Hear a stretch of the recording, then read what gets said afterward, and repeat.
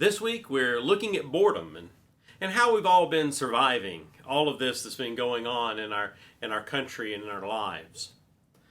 When all of this started in March, like many of you, I hoped it would only be for a couple of weeks. So I went about my normal routine. Well, then it started to stretch out. That's when Michelle and I started to accomplish all of those things that were on our household to-do list. Well, eventually all of those were done. I did learn a lesson while doing the to-do list, and that is, if you refinish a butcher block island in the middle of your kitchen, you will get sawdust all over your entire house. That wasn't a good lesson to learn, but we learned it nonetheless. Now, I have to admit, I stay up later than anyone else probably in my household. And so soon I found boredom sinking in because I didn't have the things to do to prepare for the next day at work and at the church and all of that. So it was a lot. When I no longer had additional episodes of Tiger King to watch, I felt that I had to do something. And so I read. Maybe that's what you've been doing. I spent some time writing some things that I've been thinking about and wanting to get on, to actually get on paper. And I watched all of my childhood favorite things on Disney Plus. Everything from Bedknobs and Broomsticks all the way through all of the Disney classics. Michelle and I started doing Zoom gatherings with our friends and with family. And in one of those gatherings with friends, I was talking about needing to do something. That in the evenings I would get so bored.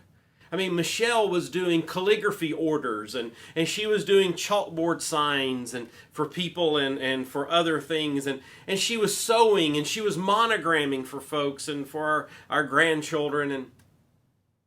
But I was struggling. I mentioned in the Zoom gathering with some friends that I really had not had a true hobby in years. Maybe not since I was a kid. I mean, when I was growing up, one of my favorite things that I loved to do was to go to the store with my parents. Because we would go to Kmart or we would go to Woolco, pre-Walmart, pre-Target, Woolco. And if I'd saved my allowance or if I'd been good, helped around the house or something, then I would either get some Legos or a Star Wars action figure. Maybe an accessory, or if I'd really been good, a ship. I mean, a part of the fleet. And of course, every Christmas growing up, my Christmas lists were filled with all of those kinds of things. My dad was always willing to pretend that he was excited and impressed by the Lego creations that I would show him. And he went with me to see every one of the Star Wars movies. I mean, he went with me 3 of the 9 times I saw Star Wars in the theater, and he went back to see Empire Strikes Back and Return of the Jedi. He always was willing to go and do those things. My mother would always pretend that she was excited when I found an action figure in the store that I didn't have, and she would even scheme with me to find ways to get more of them. Both of them one year pretended that the Millennium Falcon was not going to be under the tree at Christmas. But then they stayed up and they put the little stickers on and they got it all assembled and got it ready for me so that Christmas morning I would have that there from them. My mother never really understood what she was ordering for me from the Sears or Penny's catalogs, but and over time my dad really stopped trying to explain what movie it was from and why I probably wanted it, but they still were there every Christmas.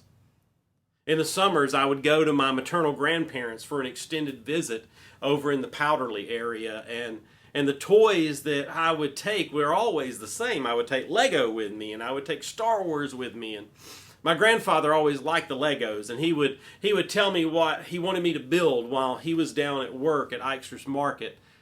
And my grandmother would listen as I would do the dialogue from the Star Wars scenes that I was recreating on their coffee table in their den.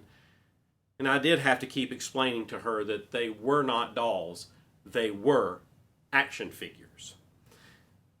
But, well, during all of this recent unpleasantness, I was sharing that story with our friends, and one day I was shocked when a large box arrived on our doorstep. It was the Lego Millennium Falcon. That group of friends had sent it to me. And every night, as everyone else would go off to bed, I would turn on Disney Plus and I would watch a Star Wars movie or watch The Mandalorian, and I would slowly assemble the ship. It was an amazing time. It was an amazing combination of my two favorite childhood hobbies.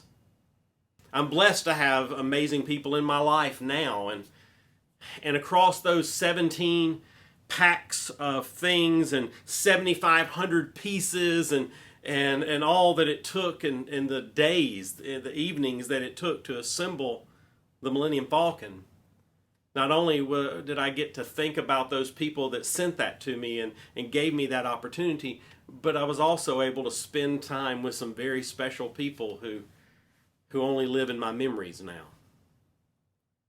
Of course, now I want the Lego Imperial Star Destroyer and the Lego Disney World Castle and Hogwarts and so many others. Probably won't get those, but I really want them.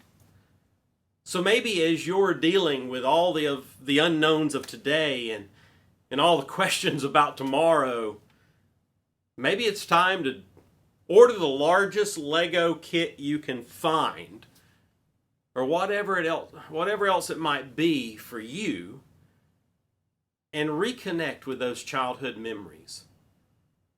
Reconnect with those people from the past. Go back and cherish those things. And maybe share those with your children, with your family now. When all of this is behind us, let me know if you want to get together and play Star Wars. I'm ready.